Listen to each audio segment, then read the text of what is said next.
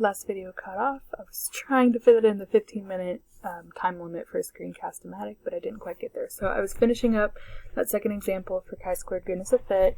I was showing that you can really just do the formula individually. So that was the one for males, 46 minus 42.5 squared over 42.5.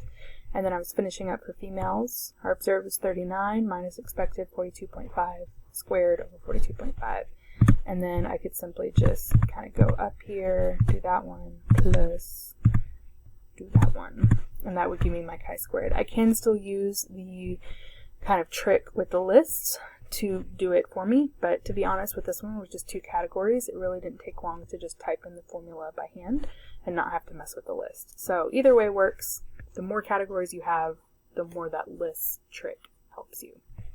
So that's my chi-squared statistic. So what is that, 0.57 is my chi-squared statistic. So to finish up this problem, again, imagine, whoa, come on, buddy. There we go. So my chi-squared model right here, my critical value, kind of where I'm setting the bar, was 3.84. So anything past that, we would say, wow, these observed and expected are too far apart. It can't be by chance. Something's going on. But in our case, our chi-squared statistic, so this is our critical, our statistic was only 0.57, right? So our statistic wasn't that big, which means that overall the observed and expecteds are really just not that far apart. So it's not in the critical region. Again, that critical region is where our alpha comes from. That's the 0.05. Our statistic is not even close to that. So it is not in the critical region. So we would fail to reject the null.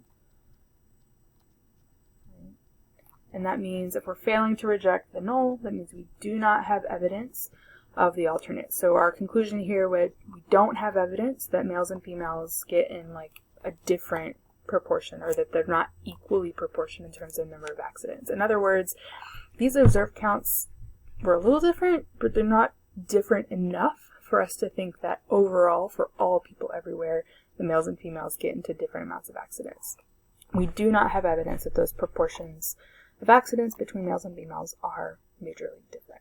So that is how we do a chi-squared goodness of fit, and I'm going to do another video, hopefully fitted in the 15-minute time frame, for chi-squared test of independence.